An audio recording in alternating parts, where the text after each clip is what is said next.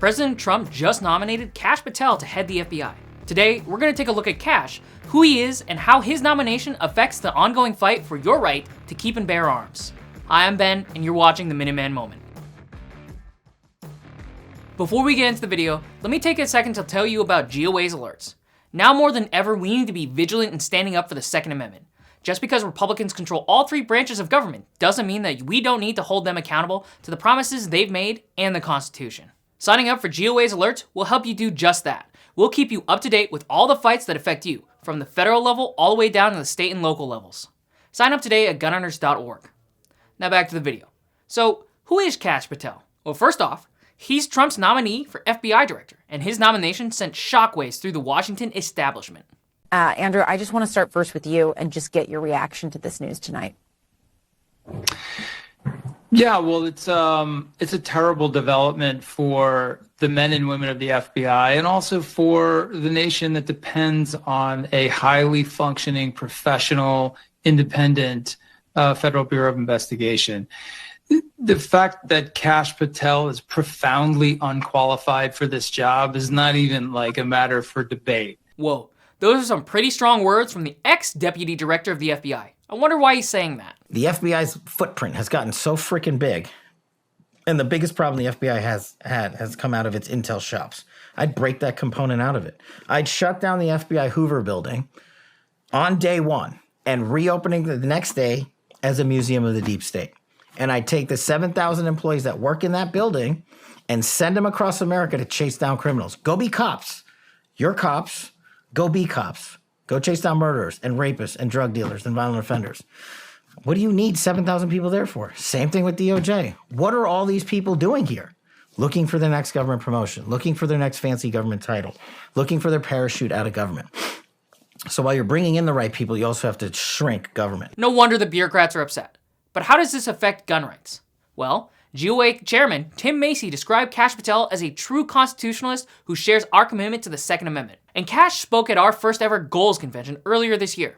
His talk was about dismantling the deep state, a term used for the unelected bureaucrats in DC who are attempting to regulate away our rights, like the ATF, for example. What should we talk about at the Gun Owners of America? Let's talk about one of the most important mission sets that's inscribed in ink in our Constitution, in the Second Amendment, in the Bill of Rights. I don't know too many other organizations in the United States of America that say their mandate comes literally from our founding fathers. That's how powerful this right is. But that's also how powerful the people on the other side who are coming for this right are working overtime to take it away from you. The perfect example for me is your mission mandate and how it intersects with everything that's wrong in the swamp, with everything that's wrong with Washington, D.C.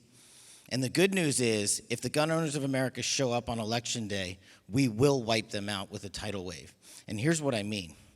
Tim talked about the deep state, and yes, there is a huge, massive organization in Washington, D.C., throughout this country that is representative by deep political money interests that are not in alignment with ours. So they will come for you, no matter what you do.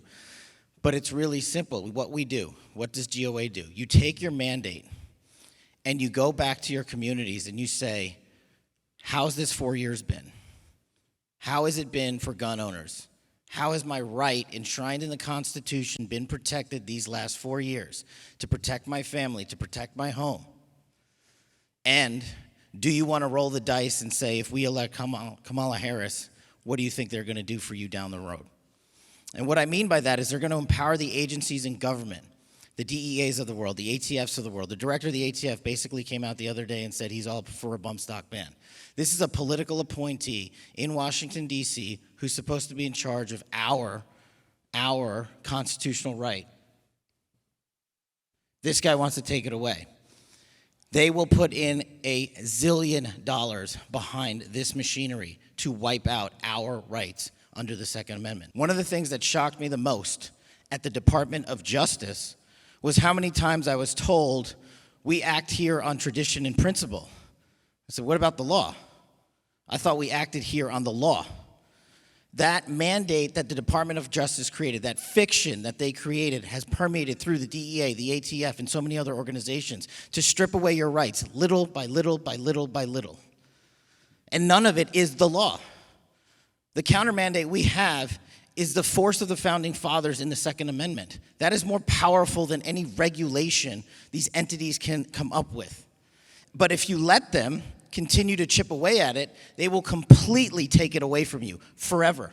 The ATF is a huge example of what can happen with Kash's term mission creep. Because there's not enough gun crime in the US to justify this massive billion-dollar bureaucracy, the ATF targets law-abiding gun owners to show Congress that they're a real law enforcement agency that's catching bad guys. Meanwhile, the bureaucrats at ATF work with gun control groups funded by Michael Bloomberg to pass regulations, slowly chipping away at the Second Amendment without Congress's approval. Kash says it himself. The ATF director openly supports an assault weapons ban, a bump stock ban, and more. These are not impartial regulators. But that's the ATF. How does Kash Patel's nomination to the FBI affect gun rights? Well, in a few major ways. First, if Kash Patel becomes FBI director, I would expect that the targeting of American citizens as MVEs for simply supporting the Second Amendment will stop. Now, we've all seen the FBI's Militia Violent Extremist Symbols Guide. It sure is interesting that the FBI considers supporting the Second Amendment to be indicative of domestic terrorism. Combine that with the fact that 2 million people are on the US terrorist watch list, which has grown exponentially since 2017, when it only had 1.1 million people on it. Second, Kash has worked to stop illegal FISA surveillance by the FBI in the past. And on paper and in theory, it sounds like a good idea. I mean, we use the FISA process to stop bombings in America. You would think that's a good thing. Mm-hmm. The problem is the people given the FISA authorities in the deep state at the leadership levels, they're the ones that abused it. They're the ones that broke the law and corrupted it. And they're the reason we have such a revolt in this country against FISA. You talk about domestic terrorism or domestic surveillance. These guys took that process during Russiagate and targeted an American citizen to get into a president's campaign of all American citizens. It's not only that, there's another application of FISA called 702. It doesn't matter all the logistics of it. It's just another vector into how we collect certain data on emails and email hops and phones of overseas people. We're not supposed to use it here in the United States of America. Chris Wray was caught last year illegally using 702 collection methods against Americans 274,000 times. 274,000 times. It's not my number. It's in the report that they wrote. The FISA court wrote it. And then the FISA court, and there was this big fight about 702 reauthorization. I know it might not be appealing to your audience, but it was a big fight this year to say we want FISA reform. And FISA did need reform. We exposed it and we gave you a bunch of reforms during Russiagate, and it never got implemented. So because the budget of FISA was up this cycle, we demanded Congress fix it. And do you know what the majority in the House, where the Republicans did? They bent the knee. They reauthed it. Why? I don't know, ask them. GUA fought against the reauthorization of FISA Section 702 earlier this year because it allowed government agencies like FBI and ATF to buy lists of gun owners and concealed carry permit holders to survey them without a warrant. Unfortunately, FISA's Section 702 was reauthorized.